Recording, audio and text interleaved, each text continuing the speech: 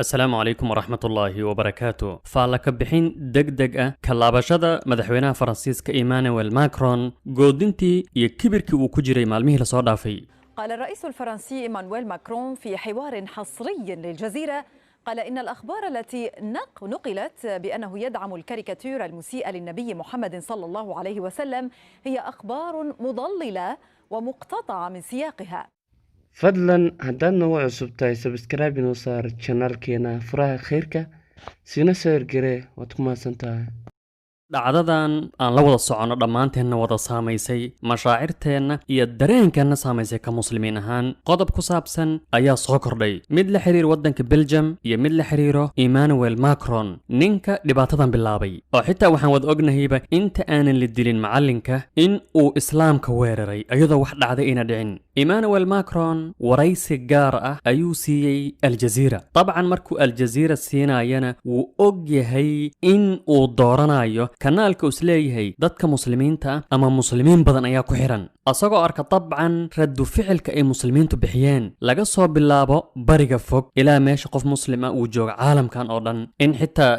Mahathir Mohamad ra'iisul wasaare hore Malaysia uu yiri in xitaa muslimiintu ay xaq u leeyihiin in malaayiin Faransiis ay dilaan waa sida uu yiri ayadoo la fiirinayo in Faransiisku taariikhmada uu ku leeyahay wadamada islaamka hadaba Emmanuel Macron muuqaal ahaan waxa ka muuqday jilcanaan in uu jilcay waraysiga asagoo dhammaystiran wali lama baahinin laakiin Al Jazeera waxay soo qaadatay qodobo muhiim ah waxa ka muuqato Emmanuel Macron in uu aad ula fajacay in uuna filanaynin yani radu ficilka ay muslimiinta sameeyeen wuxuu yiri waan fahmayaa waana qiimeynayaa mashaacirta muslimiinta ee ku aadan sawir gacmeedkan rasuulka lagu xumaynayo sallallahu alayhi wasallam ninka saan u hadlaya maanta waa ninkii shalay lahaa ma joojinayno waa ninkii shalay lahaa islaamku wuxuu marayaa mushkilad wuxuu marayaa dhibaato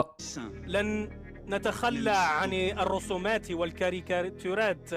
وإن تقهقر البعض intaan wax kale la gaarin maanta wasiirka arrimaha dibadda ee Faransiiska wuxuu yiri Faransiisku wuxuu wajahayaa mushkilad Faransiisku wuxuu wajahayaa dhibaato aad u adag maalmo ka hor Emmanuel Macron wakiilaha islaamku wuxuu wajahayaa dhibaato laakiin maanta ayaga mashaakil inay ka bixi karaan laga hadla galay Emmanuel Macron ninkii lahaa marna ma joojinayno sawir gacmeedkan oo xitaa xukuumadda Faransiiska derbiyadeeda ay ku dhajisay waaxaheeda xukuumadda lagu dhajiyay ayaa wuxuu leeyahay sawiradan كاريكاتيركا أما صور قعميتكا ما أهن مشروع أي حكومة فرنسيسكا وضطو إيوا جرائد صحف حرة أو مضح بنان حكومة دنا آن الرعسانين سيدو كالوان حصوصنا هذا الكيسي أها مرن مجوجنين لن نتخلى عن الرسومات والكاريكاتيرات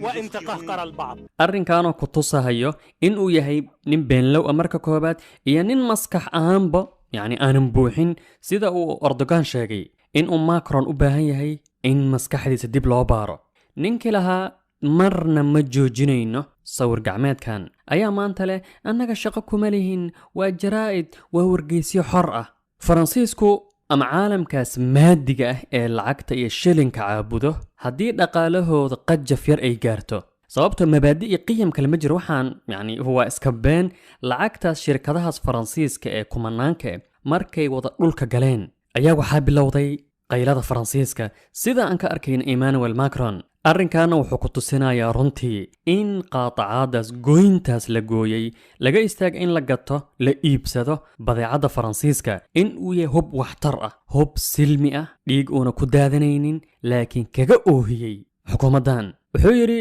asagoo la yaaban radu ficilka ay muslimiintu ka bixiyeen waxaan u malaynayaa ama aan aaminsanahay hadalkayga in la taxriifiyay hadalkayga in la gediyay oo la iga dhigay in aan taageersanahay sawiradan waa ninka ilaha ma joojinayno waanan difaacayna walan nataraaja xitaa markuu af carabi ku soo qarayay wakiilha maanta wuxuu leeyahay waxa la ii fahmay ama dadka banaan baxayo waxay faafinayaan in aan ani taageersanahay arrinkaana maan arrin sax ah ninkii maalmihii la soo dhaafay waxaad ogay dhigayay wuxuu leeyahay maanta aniga ma taageersani hadalkayga ayaa si kale loo fahmay sidoo kale ninkii shalay talaha islaamka dhan isku wada qabanayay ee islaamka dhan laha waa diin mushkilad wajahayso caalamka aan la noolaan karin maanta wuxuu leeyahay islaamku waa diin wanaagsan laakiin kuwa yaroo waxaa jiro xag jir ah oo islaamkaas yacni magaciisa ku ciyaarayo ayagoo isleh islaamka ayaan difaacaynaa below ninkii shalay saan sheegayba islaamka oo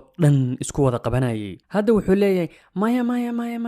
ani islaamka dhan ma weerarayo waxaan weerarayaa koox yaroo ka mid a islaamka markaad fiiriso hadalladan uu aljaziira u sheegay iyo hadalladii maalmihii lasoo dhaafay uu ku hadlayay waxaad arkaysaa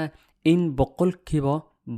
uu isbedelay dadkaas burco ama xamar ku banaanbaxayay ee leh xitaa soomaalida ee leh ma gadanayn waan joojinay badeecada Faransiiska in tallaabadaas aad qaadeen maanta Emmanuel Macron uu ka cabaadayo sidaas darteed qaatacaada badeecada Faransiiska yaana la dhayalsan yaana la yaraysan waana ku baaqaynaa mimbar weeye meeshan ogaansho Soomaali badan ayaa ku xiran waxaan idinku baaqay anoo naftayda ka bilaabay in aanan iibsanin in aanan gadanin badeecada Faransiiska waxyaabaha kale uu lahaa ninkii ku baaqayay in islaamka yacni Faransiiska intaasoo masaajidna xiray waxaasoo weerar aan ku hayay wuxuu leeyahay Faransiisku waa waddan ku dadaalayo xorriyadda caqiidada Faransiisku dhammaan dadku way u wada siman yihiin diinta doonaan ha haystaan muslim iyo mid aanan muslim ahayn dhinaca Belgium waddanka Belgium ee aan wada naqaano maanta waxaa ka dhacay in macallim oo arday fasal ku jirto u soo bandhigay sawir ka mid ah sawirada wargeyskaas Faransiiska uu sameeyay oo lagu caayay nebiga